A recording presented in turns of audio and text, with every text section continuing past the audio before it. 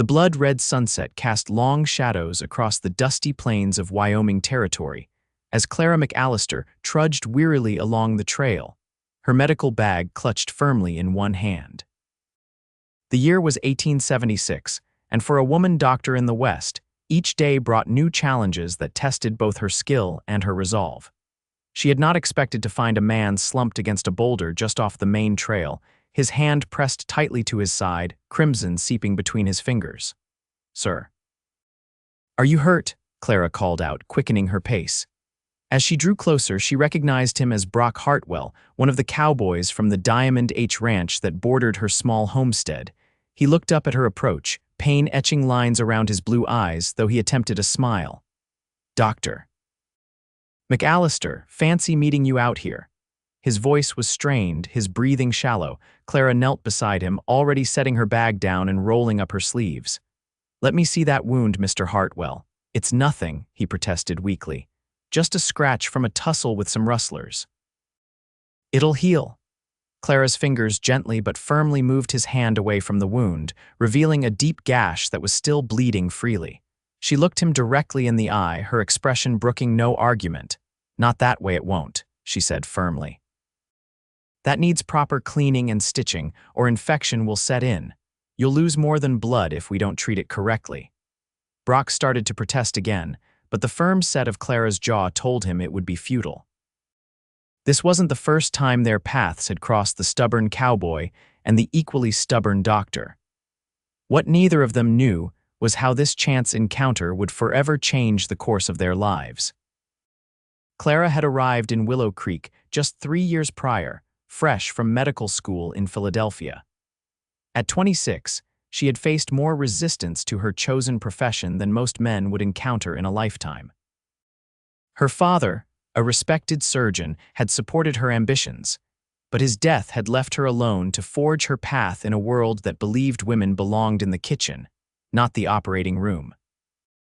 The West had seemed like a place where she might establish herself without the constraints of Eastern society. People here needed doctors desperately enough that some were willing to overlook her gender. Still, earning the trust of the community had been an uphill battle. "Can you stand?" Clara asked Brock, assessing the pallor of his skin. He nodded, gritting his teeth as he pushed himself upright.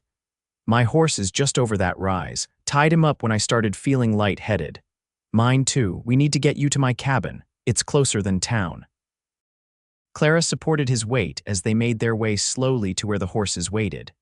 "What happened with these rustlers?" Brock winced as they walked. "Caught 3 of them trying to drive off some of our cattle. They scattered when I rode up, but one of them pulled a knife before he ran."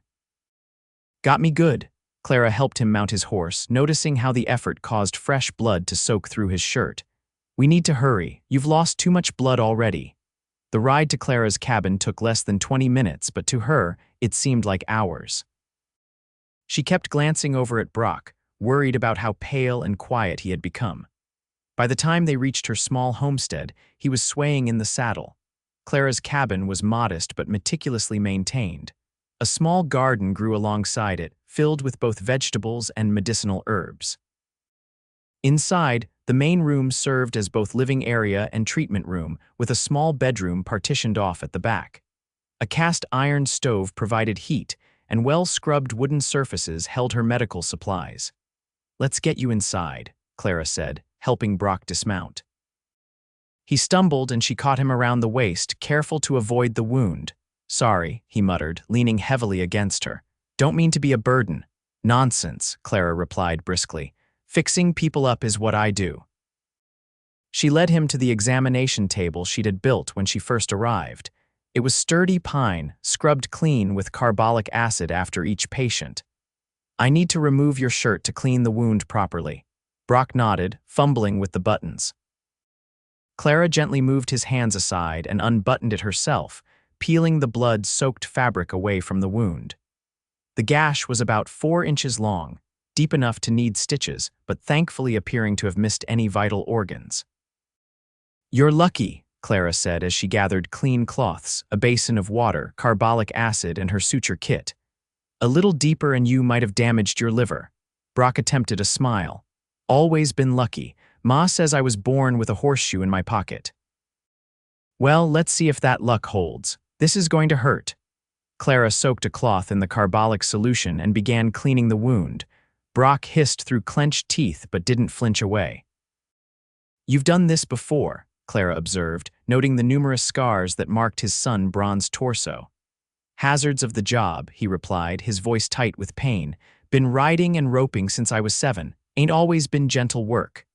Clara worked methodically, her touch gentle but sure. The wound is clean, but I need to stitch it closed. Would you like some whiskey first? Brock shook his head. Save it, I've had worse. Clara doubted that, but she admired his stoicism. As she threaded her needle, she studied him properly for the first time. Brock Hartwell was perhaps 30, with the lean, muscular build of a man who spent his life in the saddle. His face was weathered from the sun, laugh lines crinkling at the corners of his eyes, despite the pain he was in. His sandy hair needed cutting, falling across his forehead in an untidy manner that somehow suited him. Take a deep breath, Clara instructed, and began to suture the wound. Brock remained remarkably still, though beads of sweat formed on his brow. When she finished, she applied a clean bandage and stepped back. There, that should hold, but you'll need to keep it clean and dry and no riding for at least a week. A week, Brock protested, sitting up cautiously. Doc, I've got cattle to move and they'll have to move without you unless you want to tear those stitches and bleed to death, Clara interrupted firmly. I mean it, Mr. Hartwell. That wound needs time to heal properly. Brock ran a hand through his hair in frustration. The boss won't like it. We're short-handed as it is. I'll ride over to Diamond H tomorrow and explain it to Mr. Hoffman myself if necessary. Clara began cleaning up her supplies. For tonight, you're staying here where I can keep an eye on you. You've lost too much blood to be riding back. I can't put you out like that, madam, Brock protested. Clara fixed him with a stern look. It's doctor, not madam, and you're not putting me out. I have a perfectly serviceable cot I use for patients. Unless you'd prefer to risk passing out and being eaten by coyotes on your way back to the ranch. A reluctant smile tugged at Brock's mouth. When you put it that way, Doc, I reckon I'll accept your hospitality. Clara nodded, satisfied. Good. Now, let me get you something for the pain and some broth. You need to keep your strength up. While Clara bustled around preparing food, Brock watched her with growing curiosity. He'd seen her in town occasionally, usually hurrying from one place to another with that black bag of hers. The men at the ranch sometimes talked about the lady doctor, some with respect, others with skepticism. Brock had never given her much thought one way or another until now. She moved with efficiency, her movements precise and economical. Her brown hair was pulled back in a practical bun, though a few tendrils had escaped to frame her face. She wasn't what most would call a classic beauty, but there was something striking about her clear green eyes and determined set of her chin. Here, she said, returning with a mug of steaming broth. Drink this, it'll help replace some of the fluids you've lost. Brock accepted it gratefully. Thank you, Doc, not just for this, but for everything. He gestured toward his bandaged side. Clara smiled, and the expression transformed her face, softening her features. You're welcome, Mr. Hartwell, though I'd prefer if my patients didn't get themselves stabbed in the first place. Brock, he said. Mr. Hartwell is my pa. Brock then, she conceded. And I suppose you can call me Clara, at least while you're under my care. As night fell, Clara set up the cot in the main room and helped Brock get settled. The blood loss had left him weaker than he wanted to admit, and by the time he was lying down, exhaustion had overtaken him. Clara checked his pulse and forehead for fever before retreating to her own small bedroom. As she prepared for sleep, she found herself thinking about the cowboy in the next room. There was something about him, a quiet strength, perhaps that she found herself admiring. She pushed the thought away firmly. Professional detachment was essential in her line of work. Getting personally involved with patients was not only unprofessional but potentially disastrous. Still, as she drifted off to sleep, Clara couldn't help but wonder what Brock Hartwell might be like when he wasn't bleeding all over her examination table. Morning came with the first pale light of dawn filtering through Clara's window. She rose quickly, eager to check on her patient. To her surprise, Brock was already awake, sitting up on the edge of the cot and looking considerably better than he had the previous evening. "Good morning," she said, automatically falling into her professional demeanor. "How are you feeling?" "Like I got stabbed," Brock replied with a wry smile, "but better than yesterday. You do good work, Doc." Clara approached him, reaching for his wrist to check his pulse. "Let me see the wound." Brock obediently sat still as she removed the bandage and inspected her handiwork. The stitches were holding well, with no signs of infection.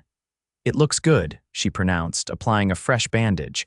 "But my instructions stand. No riding, no physical labor for at least a week." Brock sighed. "I need to at least let the ranch know where I am." "They'll be worried when I don't return," Clara nodded. "I'll send word with Mr. Jenkins. He passes by on his way to town every morning to deliver milk." She paused, studying Brock's face. "You really should stay here for at least another day or two. That way I can keep an eye on the wound." "I don't want to impose," Brock said, though he looked relieved at not having to make the journey back to the ranch immediately. "It's not an imposition. It's medical care," Clara replied briskly. She moved to the stove to start breakfast. "Can you eat something more substantial this morning? You need to rebuild your strength." "I could eat a whole steer right about now," Brock admitted with a grin that transformed his face, making him look younger and more carefree. Clara found herself smiling back before she could stop herself. "I'm afraid I don't have a steer on hand, but I can offer eggs and bacon." "Sounds like heaven, Doc Clara," he corrected himself. As Clara cooked, they fell into surprisingly easy conversation. She learned that Brock had grown up in Texas, the son of a rancher who had lost everything in the war. He'd been working cattle drives since he was 15 and had ended up in Wyoming 5 years ago, finding steady work with the Diamond H Ranch. "What about you?" Brock asked as they ate. "It's not every day you find a lady doctor out in these parts." Clara hesitated. She wasn't accustomed to sharing her personal history, especially with patients, but something about Brock's genuine interest made her want to answer. "My father was a doctor in Philadelphia," she explained. "He believed women could be just as capable in medicine as men. He taught me from his books from the time I was small and later supported me through medical school." "Must have been hard," Brock observed. "I've heard how some folks talk about women doing men's work." Clara's mouth tightened. "It was challenging, but I was determined. After my father died, there was nothing keeping me in Philadelphia. I heard that doctors were needed out west, so here I am." "And how's Willow Creek treating you?" Brock asked, his blue eyes studying her with unexpected perception. Clara considered her answer carefully. "Some people were skeptical at first. Some still are. But when someone's child is burning with fever at 2 in the morning, they tend to care less about whether the doctor wears trousers or skirts." Brock nodded thoughtfully. "Folks around here can be set in their ways, but they generally come around if you prove yourself. And from what I hear, you've saved more than a few lives since you arrived." Clara felt a flush of pleasure at his words. Recognition of her skills was still rare enough to be deeply gratifying. "Thank you," she said simply. "Though I wish more people would listen to basic hygiene advice before they need emergency care." Brock chuckled, then winced as the movement pulled at his stitches. "Ouch. Guess I should remember not to laugh." "Careful," Clara cautioned, immediately concerned. "Let me check that you haven't torn anything." She moved around the table and leaned down to inspect the bandage. There was no fresh blood, but her proximity to Brock suddenly made her intensely aware of him in a way that wasn't entirely professional. The clean, masculine scent of him, the warmth radiating from his skin, she found herself lingering longer than necessary. When she straightened and met his eyes, something in his expression made her breath catch. For a moment, they simply looked at each other, the air between them charged with something Clara couldn't or wouldn't name. She cleared her throat and stepped back. "The bandage is fine, but you really should be careful about sudden movements." "I'll remember that," Brock said, his voice slightly rougher than before. To Clara's relief, a knock at the door broke the moment. It was Mr. Jenkins, right on time with his milk delivery. "Good morning, Dr. McAllister," the elderly farmer greeted her cheerfully. His eyebrows rose slightly at the sight of Brock sitting at her table, but he was too polite to comment directly. "Need anything from town today?"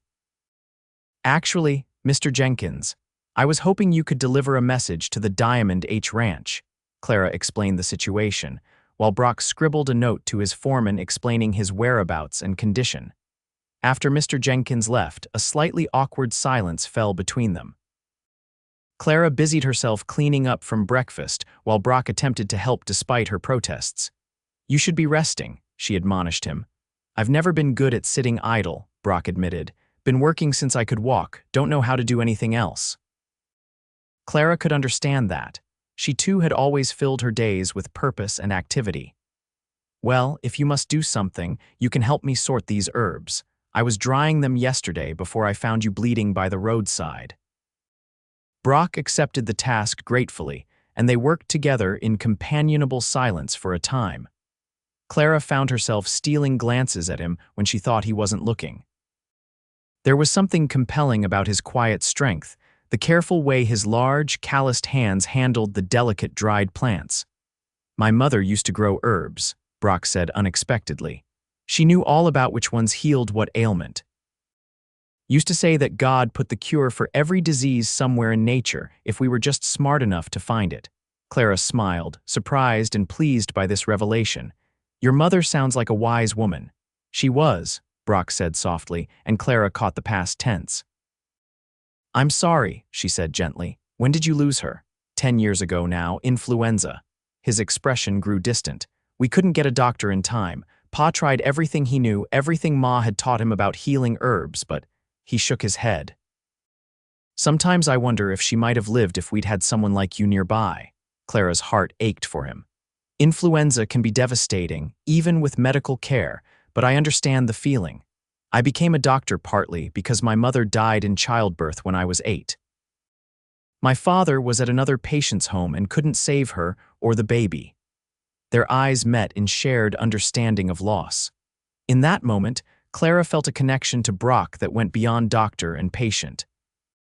It was the recognition of a kindred spirit, someone who understood what it meant to be shaped by tragedy and to forge ahead nonetheless. The next 2 days fell into an unexpected rhythm. Brock recovered his strength rapidly, though Clara insisted he continue to rest. They shared meals and conversations that ranged from the practical to the philosophical. Clara found herself enjoying his company more than she cared to admit. Brock was well-read despite his lack of formal education, with thoughtful opinions and a quick wit that frequently made her laugh. On the 3rd morning, Clara checked his wound and had to acknowledge that he was healing well enough to return to the ranch, though still with restrictions on heavy work. "You can go back today if you'd like," she told him, trying to keep her tone neutral despite the strange reluctance she felt. "But remember, no riding, no roping, no lifting anything heavier than a coffee pot for at least 4 more days." Brock nodded, though he seemed in no hurry to leave. "I appreciate all you've done, Clara. I don't know how to repay you." "There's no need," Clara said automatically. "It's my job to heal people. Most doctors don't take in patients and feed them for 3 days," Brock pointed out with a small smile. "At least let me pay you properly for your services." Clara hesitated, then named a modest sum for the medical treatment. She couldn't bring herself to charge him for the room and board. As Brock prepared to leave, Clara packed him some food for the journey, along with extra bandages and a small bottle of carbolic solution to keep the wound clean. "Come back in 5 days so I can remove those stitches," she instructed. "And sooner if there's any sign of infection, redness, swelling, increased pain, or fever, promise me you won't ignore those symptoms." "I promise," Brock said solemnly, "though I might just come back sooner anyway." Clara looked up at him, surprised. "Oh, why is that?" Brock held her gaze steadily. "Because I've enjoyed your company, Clara McAllister, and I'd like to see you again if you're amenable." Clara felt her cheeks warm. That would be." "I mean, I suppose that would be nice," she finished awkwardly, unaccustomed to this kind of attention. Brock's smile widened. "Then I'll see you soon, Doc." He tipped his hat and began the walk back to the Diamond H, having arranged for one of the ranch hands to meet him halfway with a wagon. Clara watched him go, a strange mixture of emotions swirling within her. She told herself firmly that the flutter in her stomach was simply concern for a patient, nothing more. It couldn't be anything more. 5 days passed in a blur of activity for Clara. Spring always brought its share of injuries and illnesses, children with fevers, a minor with a broken leg, Mrs. Peterson's arthritis flaring up. She tried not to think about Brock or to wonder if he would keep his promise to return for the removal of his stitches. On the 6th day, just as she was beginning to think he had forgotten, there was a knock at her door. She opened it to find Brock standing there, hat in hand, looking considerably healthier than when she'd last seen him. He'd shaved and put on a clean shirt, and there was a brightness to his blue eyes that had nothing to do with fever. "Good afternoon, Dr. McAllister," he said, a hint of teasing in his formal address. "I believe I'm due to have some stitches removed." Clara tried to suppress her smile but failed. "You're a day late, Mr. Hartwell. Had to finish some important business first," he replied, following her inside, "but I've been careful, just like you said." "Let's see the wound," Clara said, slipping back into her professional role. She had Brock sit at the table and remove his shirt. The wound was healing nicely, with no signs of infection. The edges had knit together well, though there would always be a scar. "This looks good," she pronounced, gathering her instruments to remove the stitches. "Have you had any pain or discomfort?" "Nothing worth complaining about," Brock answered, "though I've been going a bit stir-crazy with light duties. Foreman's had me doing bookkeeping and mending tack all week." Clara nodded approvingly as she carefully snipped and removed each stitch. "That's appropriate. You need to give your body time to heal properly." "So, Doc," Brock said as she worked, "when can I get back to real cowboy work?" Clara considered. "Another week before riding, and I'd wait at least 2 before any heavy lifting or roping. The muscle needs time to repair itself completely." Brock sighed but nodded. "I figured as much. Guess I'll be spending another week keeping the ranch's accounts." "You do the bookkeeping?" Clara asked, surprised. Brock looked slightly embarrassed. "I've always had a head for figures, and I learned my letters early, unlike some of the boys. Mr. Hoffman trusts me with it when I'm laid up or during the winter months." Clara finished removing the last stitch and stepped back to admire her work. "There, all done. Keep it clean for a few more days, but it's healing beautifully." "Thanks to your skill," Brock said, his eyes holding hers. "I've been thinking about how to thank you properly." Clara began cleaning her instruments. "As I said before, there's no need. The spring social is next Saturday in town," Brock interrupted gently. "I was wondering if you might allow me to escort you." Clara's hands stilled. The spring social was the biggest event in Willow Creek's modest social calendar, a dance and supper that brought together people from all the surrounding homesteads and ranches. She had attended the previous year, but only because Mrs. Peterson had insisted. She had spent most of the evening sitting with the older women, watching others dance. "I don't usually attend such functions," she said carefully. "Maybe that's because you haven't had the right dance partner," Brock suggested with a smile that made her heart beat a little faster. Clara hesitated. She had made it a rule not to get personally involved with patients. But technically, Brock was no longer her patient now that his treatment was complete, and it had been so long since she'd allowed herself any kind of social pleasure. "I suppose I could attend," she said finally, "if you're certain your side will be healed enough for dancing by then." Brock's face lit up. "It will be, and even if it weren't, I'd happily endure a little pain for the pleasure of your company." Clara felt a blush rising to her cheeks. "That won't be necessary. In fact, as your doctor, I would strongly advise against it." Brock laughed, the sound warm and genuine. "Always the doctor, but I'm glad you said yes." He stood and carefully put his shirt back on. "I'll pick you up at 6 next Saturday if that suits you." Clara nodded, still slightly dazed that she had actually agreed. 6 would be fine. After Brock left, Clara sat down and wondered what she had gotten herself into. It had been years since she'd thought of herself as anything but a doctor. The idea of attending a social function as a woman as someone's companion was both exciting and terrifying. She didn't own a proper dance dress. Her wardrobe consisted of practical skirts and shirtwaists suitable for her profession, along with the trousers and sturdy boots she wore for house calls in bad weather. The one good dress she had brought from Philadelphia was hopelessly outdated.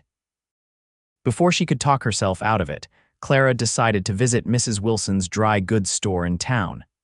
If she was going to attend the spring social, she would do it properly.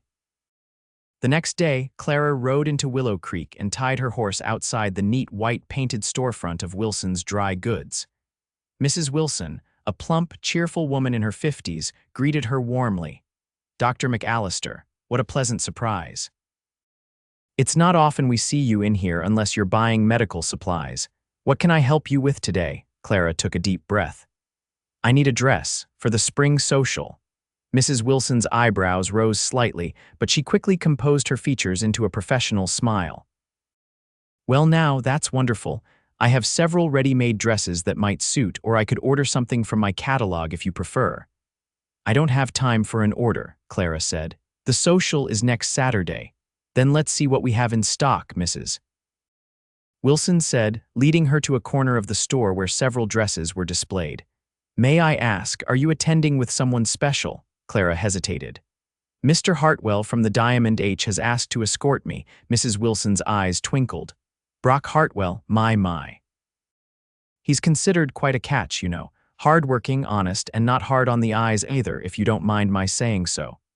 Clara felt her face grow warm. "It's just a social obligation. He wanted to thank me for treating a wound he received." Mrs. Wilson looked unconvinced but kindly didn't press the issue. "Well, let's find you something that will turn heads. What colors do you prefer?" After trying on several dresses, Clara settled on a gown of deep blue silk with delicate lace trim at the collar and cuffs. It was more elegant than anything she'd worn in years, and the color brought out the green of her eyes. "You look beautiful, Doctor," Mrs. Wilson said sincerely as Clara examined her reflection. "Mr. Hartwell won't know what hit him." Clara smiled nervously. "Thank you, Mrs. Wilson. And thank you for your help." As Clara left the store with her carefully wrapped package, she was surprised to find herself looking forward to the social with a sense of anticipation she hadn't felt in a very long time. The week leading up to the spring social passed in a flurry of activity for Clara. Between treating patients and maintaining her small homestead, she had little time to worry about the upcoming event. Still, as Saturday approached, she found herself growing increasingly nervous. What if Brock had only invited her out of a sense of obligation? What if they had nothing to talk about beyond medical matters? What if the townspeople disapproved of seeing their doctor in a social setting with a patient? By Saturday afternoon, Clara was seriously considering sending a note to Brock claiming a medical emergency had arisen. But her innate honesty wouldn't allow such a deception. Instead, she bathed carefully, arranged her hair in a style more elaborate than her usual practical bun, and donned the blue silk dress. Looking at her reflection in the small mirror, Clara barely recognized herself. The woman staring back at her wasn't just Dr.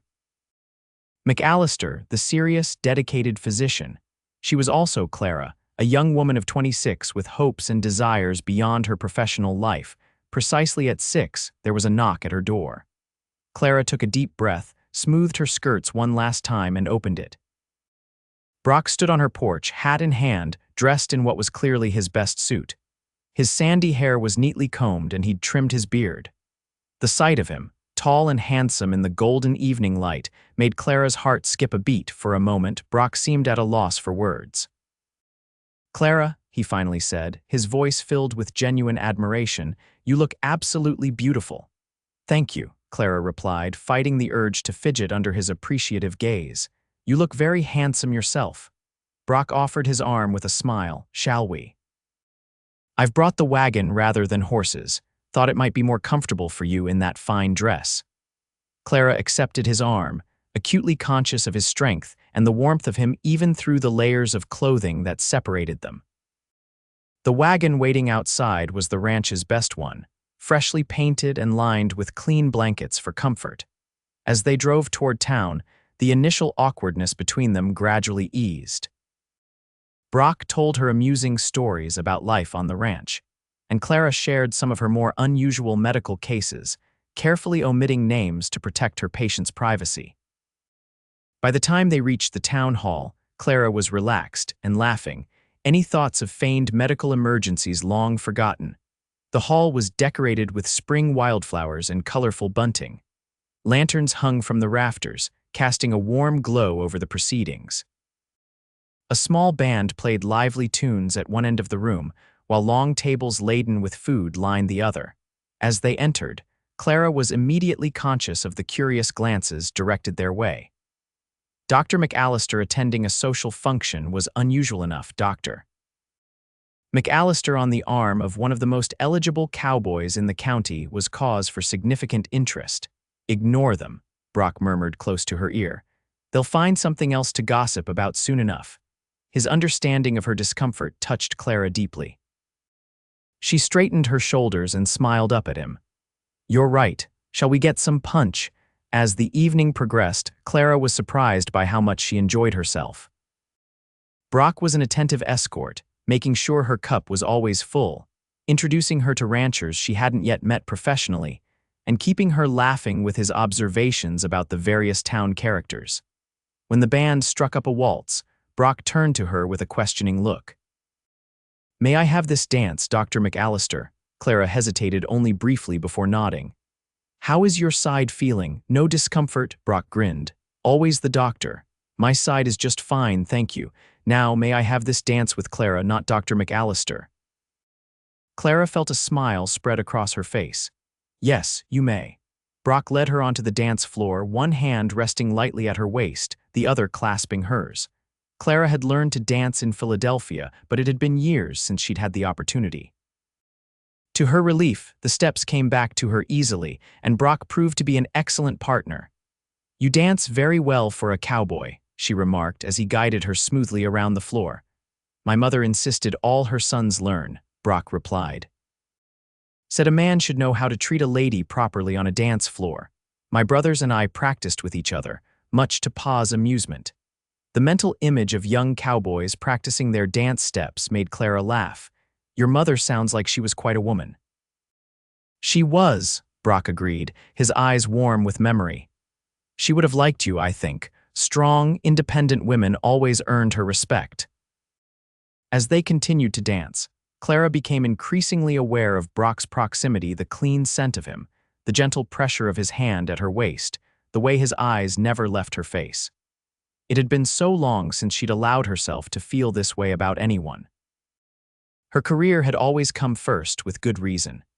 But tonight, in Brock's arms, she found herself wondering if there might be room in her life for more. When the dance ended, Brock reluctantly released her. Would you like to step outside for some air? It's getting rather warm in here. Clara nodded, and they made their way through the crowded hall to the small porch outside. The night was clear and cool, stars scattered like diamonds across the velvet sky. In the distance, the silhouettes of mountains stood dark against the horizon. It's beautiful, isn't it? Brock said quietly, standing beside her at the railing. That's one thing I never tire of out here. The sky seems bigger somehow. Yes, Clara agreed. In Philadelphia, the buildings block most of the view. Here you can see forever.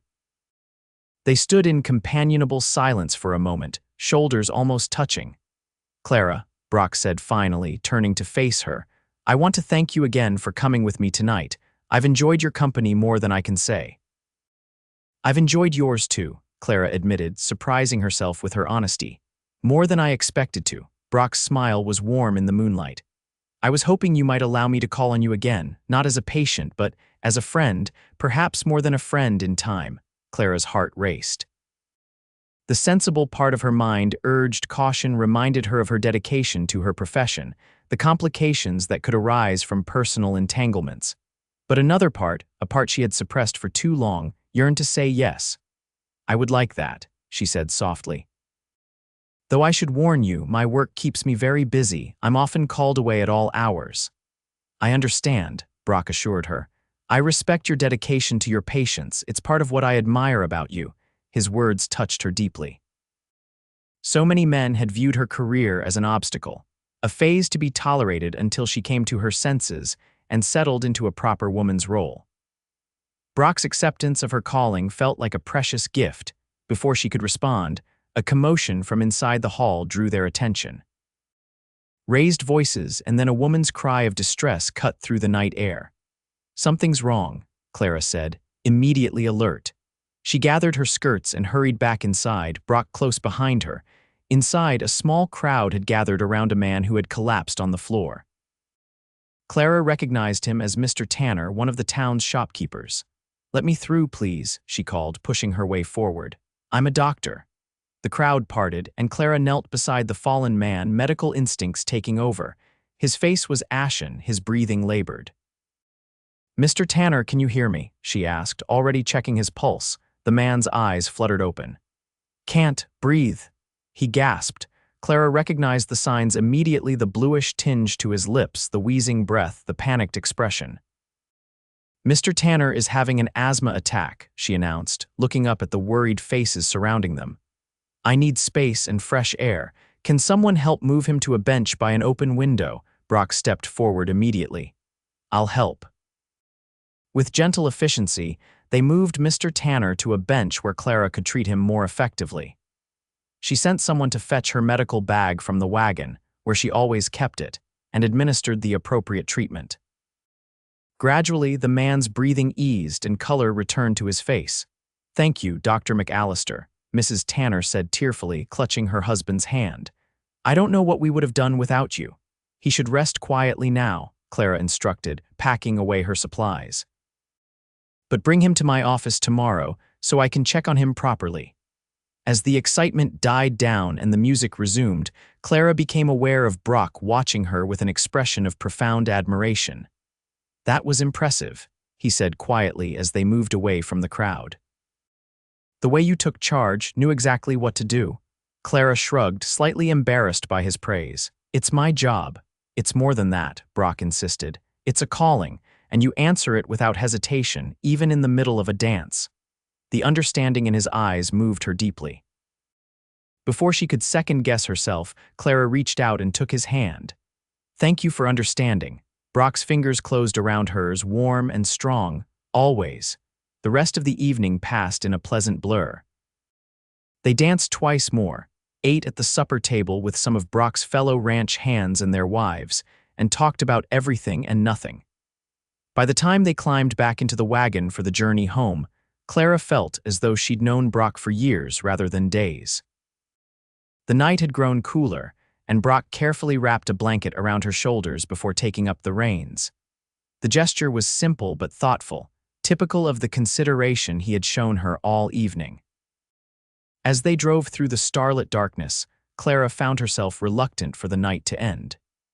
When they finally reached her cabin, Brock helped her down from the wagon, his hands lingering at her waist just a moment longer than necessary. "Thank you for a wonderful evening," Clara said, suddenly shy under his intent gaze. "The pleasure was mine," Brock replied softly. "May I call on you tomorrow, perhaps bring you dinner after your office hours?" Clara nodded, her heart beating faster. "I'd like that." Brock stepped closer, his eyes seeking permission. When she didn't move away, he gently cupped her cheek with one hand and brushed his lips against hers in a kiss so tender it made her breath catch. "Good night, Clara," he whispered. "Good night, Brock," she replied, her voice not quite steady. As she watched him drive away, Clara touched her fingers to her lips, wondering at the strange, wonderful feeling blossoming in her chest. For the first time in years, she allowed herself to imagine a future that included more than just her medical practice. Over the next few weeks, Brock became a regular visitor at Clara's cabin. True to his word, he respected her work schedule, never complaining when emergencies interrupted their plans. Instead, he found ways to support her, bringing meals when she was too busy to cook, taking care of small repairs around her property, even accompanying her on difficult house calls to remote homesteads when the terrain was treacherous. In return, Clara found herself opening up to him in ways she had never done with anyone else. She told him about the loneliness of being the only female student in her medical classes, about her father's unwavering support and the grief of losing him, about her dreams of establishing a proper clinic in Willow Creek someday. Brock shared his own hopes and fears, as well his desire to have his own ranch one day, his worry for his aging father back in Texas, the memories of his mother that he kept close to his heart. Their conversations ranged from serious to playful, strengthening the bond between them with each passing day. By the time summer arrived in earnest, bringing with it long, golden evenings and the sweet scent of wildflowers, Clara had to admit to herself what her heart had known for weeks. She was falling in love with Brock Hartwell. The realization both exhilarated and terrified her. She had built her life around her independence, her dedication to medicine. How could she reconcile those things with her growing feelings for Brock? One evening in late June, they sat together on the porch of her cabin, watching the sunset paint the sky in shades of pink and gold. Brock had brought a picnic supper, and they had enjoyed it with the easy companionship that had become so precious to Clara. "I've been thinking," Brock said, breaking a comfortable silence. "About the future." Clara looked at him curiously. "What about it?" "My contract with Diamond H ends in September," he said. "I've been saving for years, and I finally have enough to make a down payment on a small spread of my own." "That's wonderful, Brock," Clara said sincerely, though her heart gave a painful twist at the thought that he might leave Willow Creek. "Where are you thinking of settling?" Brock's eyes held her steadily. "That depends on you, Clara, on me," she repeated, not understanding. "I've found a place about 3 miles from town. Good water, decent grazing land, close enough that you could still maintain your practice here." Clara's breath caught as his meaning became clear. "Brock, are you saying?" He took her hand, his expression serious yet filled with tenderness. "I'm saying that I love you, Clara McAllister. I've loved you since that day you found me bleeding by the roadside and told me in no uncertain terms that my wound wouldn't heal that way. I love your strength, your compassion, your dedication to helping others. I love the way you furrow your brow when you're concentrating, and the sound of your laugh when you finally allow yourself to relax."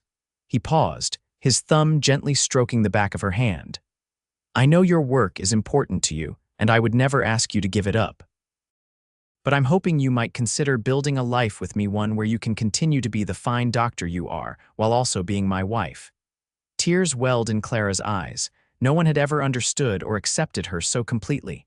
"Oh, Brock," she whispered, "I love you too. I think I've loved you since you sat at my table sorting herbs and told me about your mother." Brock's face lit up with joy, and he pulled her into his arms, kissing her with a passion that left her breathless. When they finally drew apart, he rested his forehead against hers. "Is that a yes, then?" he asked, a hint of laughter in his voice. "Yes," Clara answered without hesitation. "Yes, I'll marry you, Brock Hartwell." The next few months were a whirlwind of activity. Brock finalized the purchase of his land and began building a house with the help of his friends from the Diamond H. Clara continued her medical practice while also helping to plan their future home. They decided to include a separate room that could serve as her office, allowing her to see patients without having to maintain 2 properties. Word of their engagement spread quickly through Willow Creek and the surrounding area. To Clara's surprise and gratification, the response was overwhelmingly positive. It seemed that in the 3 years since her arrival, she had earned the community's respect not just as a doctor, but as a person. Mrs. Wilson insisted on helping Clara choose fabric for a wedding dress. Mrs. Peterson organized a group of women to make a wedding quilt. Even Sheriff Grant, who had once been skeptical of lady doctors, offered his congratulations and mentioned that his wife would be baking them a cake for the occasion. As summer gave way to fall, the house on Brock's land, their land now neared completion. It was a sturdy, practical structure, built to withstand Wyoming winters, but with thoughtful touches that made it a home. Large windows to capture the light, a deep porch for summer evenings, built-in bookshelves for Clara's medical texts. One crisp September afternoon, Brock took Clara to see the nearly finished house. As they walked through the rooms, he pointed out all the features they had planned together: the large kitchen with plenty of space for Clara's medicinal herbs, the office with its separate entrance for patients, the cozy bedroom with a view of the mountains. "There's one more thing I want to show you," Brock said, leading her to a small room off the main bedroom. "It's not finished yet, but I wanted you to see it now." He opened the door to reveal a sunny space with a window seat. The walls were half-painted in a soft yellow color, I thought. "Someday, if we're blessed. This could be a nursery," Brock said, a hint of uncertainty in his voice. "But until then, it could be a reading room for you, a place to rest after long days of treating patients." Clara's throat tightened with emotion. They had spoken of children only in the most general terms, both aware of the challenges her profession might pose to traditional family life. That Brock had created this space flexible in purpose, honoring both possibilities touched her deeply. "It's perfect," she whispered, leaning against him as his arm encircled her waist. "Absolutely perfect." They were married in early October when the aspen trees had turned to gold and the air held the first hint of winter's approach. The ceremony was held in the town church, with what seemed like half the county in attendance. Clara wore a gown of ivory silk with lace that Mrs. Wilson had ordered specially from Denver. Brock, handsome in a new suit, looked at her as though she were the only person in the world as she walked down the aisle toward him. The reception was held at the Diamond H Ranch, whose owner had insisted on hosting the celebration as a wedding gift and a farewell tribute to Brock's years of service. There was music and dancing, mountains of food, and enough well wishes to last a lifetime. As evening fell and lanterns were lit around the ranch yard, Brock pulled Clara away from the festivities for a moment of quiet. "Happy, Mrs. Hartwell?" he asked, his arms around her waist, his eyes reflecting the lantern light. "Very happy, Mr. Hartwell," Clara replied, reaching up to touch his face. "Though I might still use Dr. McAllister professionally if you don't mind," Brock grinned. "I wouldn't have it any other way. Your patients need their Dr. McAllister." His expression softened. "And I need my Clara." "You have me," she promised, standing on tiptoe to kiss him. "Now and always." Later that night, as they drove to their new home now fully completed and waiting for them to begin their life together, Clara looked up at the star-filled sky and felt a profound sense of gratitude. She had come west seeking independence and the chance to practice medicine freely. She had found those things and so much more, a community that valued her skills, a purpose that fulfilled her, and a love that supported rather than constrained her dreams. As Brock helped her down from the wagon and carried her across the threshold of their home, Clara knew with absolute certainty that this was not an ending but a beginning, the start of a journey they would make together, supporting each other through whatever challenges lay ahead. 5 years later, Clara stood on the porch of their home, watching as Brock taught their 3-year-old son Thomas how to brush a pony in the yard. The little boy's face was serious with concentration, his sandy hair so like his father's ruffled by the spring breeze. In her arms, baby Elizabeth gurgled happily, reaching out to grasp a lock of Clara's hair that had escaped its pins. At 9 months old, she was already showing signs of her mother's determined nature, tackling each new skill with focused intensity. The years had brought changes to their lives. Brock's small ranch had prospered, growing to a respectable operation that provided well for their family. Clara had eventually realized her dream of establishing a proper clinic in town, where she now practiced 3 days a week. The other days, she saw patients in her home office or made house calls as needed. Balancing motherhood and medicine had proven challenging but not impossible, especially with Brock's unwavering support. When emergencies called her away, he cared for the children with the same competence he brought to running the ranch. When she returned exhausted, he had meals waiting and a listening ear for the trials of her day.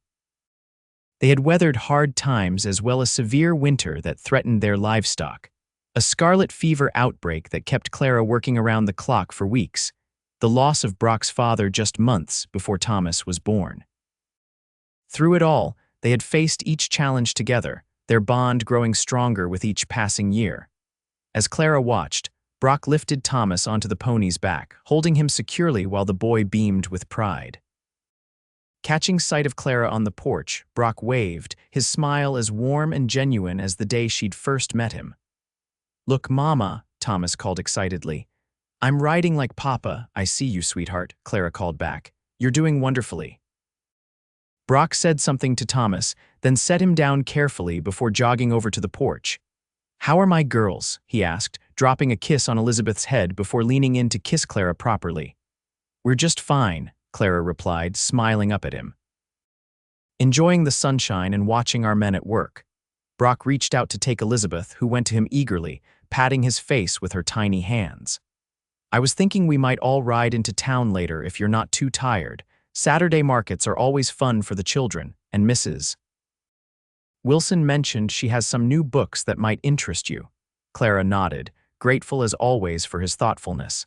"That sounds lovely. I should check on Mrs. Thompson anyway. The twins are due any day now." "Always the doctor," Brock said fondly, echoing words he had spoken to her many times over the years. But there was only pride and love in his voice, never resentment. As they stood together on the porch, their children healthy and happy, their home solid around them, Clara felt a wave of contentment wash over her.